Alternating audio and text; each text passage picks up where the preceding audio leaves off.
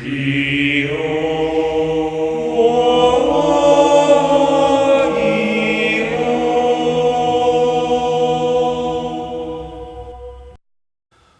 morning, YouTube, and today we have my first place Ancient Gear deck profile. This is a deck that I'm very passionate about. I'll explain a little bit more after we get to the end of the profile, but for right now, let's just hop right into the cards. Starting off our monsters, we run a playset of the original Ancient Gear Golem and one of the Ancient Gear Golem Ultimate Pound. Essentially, you're running a Pokemon playset, as I like to call it, because in order to go off and do your OTKs, you want Ancient Gear Golems in your deck, and there's going to be a few times where you just open up with one in your hand, so you can't go for it. So we run, we maximize as much as possible, plus Ultimate Pound has a nice little additional effect. I wouldn't bump it up to any more than just the one-off, but it's great when you need it. Next, we run two of Ancient Gear Reactor Dragon. Primarily, he's in here for two reasons. Number one is if you're locked out of your X deck, you can pop whatever card is preventing that whenever he attacks with his 3000, which is nothing to complain about. And second is he goes into your extra deck. Obviously, you see two of them, so you know if you know rank 9 Xyz, you know where this is going. Along that same vein of Xyz, you run two Ancient Gear Engineers. He's normal summonable with Gear Town, which is already pretty cool as it is. Get some popping of some back row, but he's just another name and another card to allow you to utilize your awesome extra deck. Next, moving on to our regular monsters, run a playset of Ancient Gear Wyvern. No need to explain. If you know Ancient Gears, you know this card is very essential into the deck. Run a playset of Gear Box and Gear Frame. Essentially, you search for the box with your Wyvern and you get to your frame. Frame allows you to go for your Ancient Gear Fusion, an Ancient Gear Golem if you need it. All around fantastic. Nice 1600 beat stick as well, which has come in clutch many, many times. When you see a Wyvern and you go for your box and your frame, you're +2, nothing to complain about. I wouldn't run any less than 3 of either one of these at any time. Rounding up our monsters in our main deck, we run a playset of Ancient Gear Hunting Hound. I run 8 different fusion cards in here, I believe, that allow you to go for your act as a polymerization. Hunting Hound is one of those that's fantastic because it allows you to use it as a polymerization and as a fusion material, which is fantastic if that's what you want to go for. There'll be a lot of times where you'll open up with just a Hunting Hound and just any random Ancient Gear monster, so it allows you to go into your Howitzer and then set up for future plays after that point. So I don't want to run this any less than 3 at any point in time. Next, run a playset of the good old Gear Town and one of the Terraforming to search it. Sadly enough, this is what we're left with right now until we get our nice new Link monster. But Gear Town has always been essential to the deck. Allows you to special summon anything from your deck or graveyard. Gives you an extra, or gives you one less cost for a tribute summon. All in all, there's so many times where people will just see it and they'll let it chill out, and then they'll just pop it, and then they get your free special summon because they see a field spell, they want to get rid of it. All around, fantastic card. Moving on, we run a playset of Ancient Gear Catapult, which I believe is probably more critical than having your Gear Town because it allows you to pop any face-up spell or trap card that you have. Downside being you have to control no cards, but that's no biggie. And it gives you some utility in the graveyard if you discard it. Let's say with your Gear Frame, you can utilize it a following turn or just pop something on the field at that time.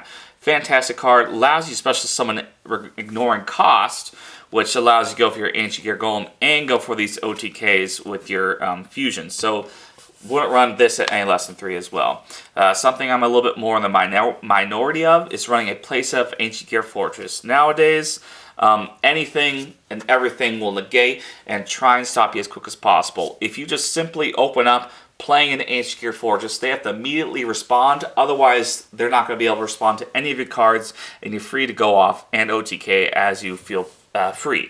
Plus, opening it up with a catapult isn't half bad either, because they can't respond to the catapult, and you get a free special summon on top of the catapult summon. Fantastic.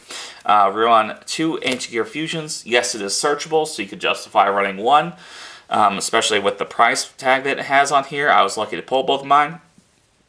But I like it having as 2 because then you, in the grind game, you have something to be able to search for if you're just going for your gear frame. It's fantastic, and I wouldn't want to change that ratio anytime soon. I am a big proponent of running Power Bond over like Overload Fusion, and I've seen a lot of people play. Power Bond just allows you to go for your big dudes, gives you some overwhelming odds and some OTKs that you can just feel comfortable with. You open a Power Bond and 3 or 4 Ancient Gears in your hand, which is quite common. You're feeling pretty good. I run a playset of the good old-fashioned Mystical Space Typhoon. MST has always been great. I like to have this over, let's say, Twin Twisters, because Twin Twisters ruins your resources. Cosmic Cyclone simply banishes stuff. So I like this because not only does it get rid of whatever is pestering you, but it can potentially be used as an advantage card as well. So that's why I justify running MST in my deck. I run 1 Pot of Desires. You can swap this out for anything if you want to. I like the fact that if you run 1, you'll never draw into it. Simple as that. And rounding up our main deck, I like a playset of Infinite Impermanence because, in my opinion, this is my favorite hand trap. It's come in clutch so many times. It's some nice back row that your opponent will not necessarily see and gives you some nice advantage at times. But you can definitely swap this out for, like, let's say, Ashes or something else, Effect Veilers, whatever you have on hand. But I have liked Impermanence in the main. Moving on to our extra 1, the GOAT, as people would say, Chaos Ancient Gear Giant.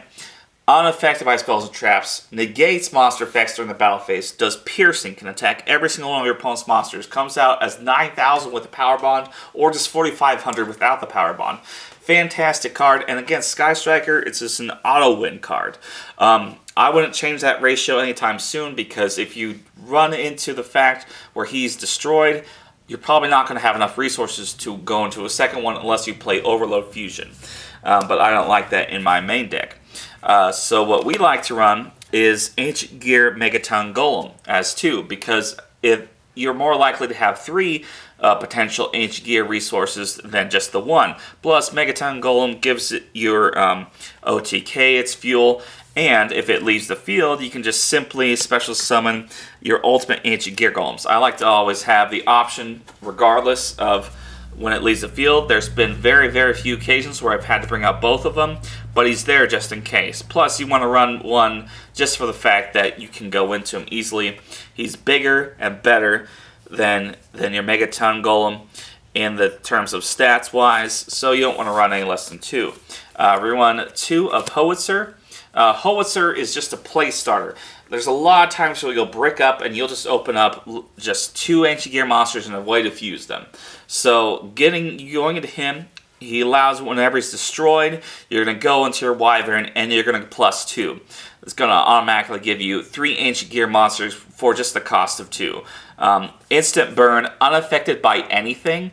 And there's so many times where people just cannot get over him.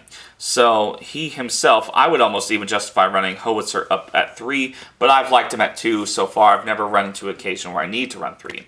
I like the memes, so I run a Parapsychoid, but ironically with a Power Bond, you're going to be attacking for 3,200 direct damage. So there's been very, very rare occasions where I've gone into him, but I like him there because there's enough space in here. Being that you do have space, you can run a Chimera Tech Mega Fleet and a good old-fashioned Chimera Tech Fortress Dragon. Yes, you wouldn't really want to use your Cyber Dragon Infinity for that purpose, and you may run into that random Mimi Cyber Dragon player, but Cyber Dragons do exist, and I don't want to be the person who loses to the machine deck with the inferior ones, so I'm going to play them in there. We run a True King of All Calamities. Having your Reactor Dragon allows you to go into this guy, and if you're forced to go first, which your opponent most likely will have you do if you win game 1, going into a True King of All Calamities is no joke, and you can just sit on him and pass. We run a Cyber Dragon Nova and a Cyber Dragon Infinity because, again, we can go into him. With your Engineer, you can go into him, negate stuff, steal stuff. Normally you'll be going to your True King of all calamities, but he exists and is there because you have the space and could do it. Our rank 4 is Evil Storm Exciton Knight because you run a good chunk of rank 4s or level 4s in here. Whereas Abyss Dweller probably is more relevant nowadays. I've liked Exciton Knight because now he's off the ban list and he can do some damage and has really helped me out in the past. Rounding up, I run one Underclock Taker. I'll probably swap him out with the new Xyz when it comes out, but there's so many times where you'll run into that goofy thing, like let's say you do contact fuse, and you'll just end up at a Chimera Tech Fortress, and you're kind of stuck. So run Underclock Taker for those circumstances, plus if you just need to get rid of your Chaos Ancient Gear Giant for some odd reason, just because you have some ability to go in some more plays, it exists there and can give you some extra boosts. So if you can think of a better rank 2 in here, that's fine. You could probably run Nightmare Phoenix for some back row hate or Cerebus, but I've liked having the Underclock Taker, and I haven't really needed an occasion where he doesn't work or my other options don't work. Being this is my more competitive deck, which I'll explain a bit more, I do have a side deck for Yu-Gi-Oh! Day when I got this lovely looking mat. I didn't use it at all, but it exists for regionals and stuff like that. Evenly matched, fantastic card. If you're running against True Draco, this is your godsend. Sky Striker, just so many decks hate evenly matched nowadays, so I run it in there. MVP of the side deck, and sometimes even should probably thinking about putting it in the main. Playset of Typhoon, because there's so much stuff that is just face up.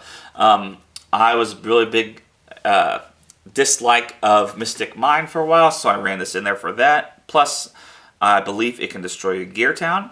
Playset of Artifact Lancia, no need to explain that. Playset of Call by the Grave, just for hand trap hate. And Prohibition, because regardless of what deck exists, Prohibition has an answer to it. So that's my justification for running that in there.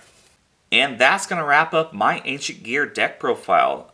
I've had a lot of fun with this. This is a deck that I've worked with and to the point where I understand it and I can play it in my sleep. I surprised myself taking it to Yu-Gi-Oh! Day and getting first place. I've taken it to some regionals in the very similar builds and gotten done very well with it in top 20 and such. But overall, it's a fun deck, and I think you can grab something from this. It's pretty straightforward in terms of going for OTKs and such, but there are some nice intricacies that you can find online, and I hope you give me your opinion on some of those. Obviously, the deck will change a little bit now that we're going to get a new Link monster for it, but I think its core of just going for OTKs surprisingly, and just getting some surprise wins in some decks will be fun. It has a decent meta matchup. Overall, it's a deck that I think can adapt to any format, and I feel like you can get some nice wins off of it. So let me know what you think of it down below, and I hope you have a great day.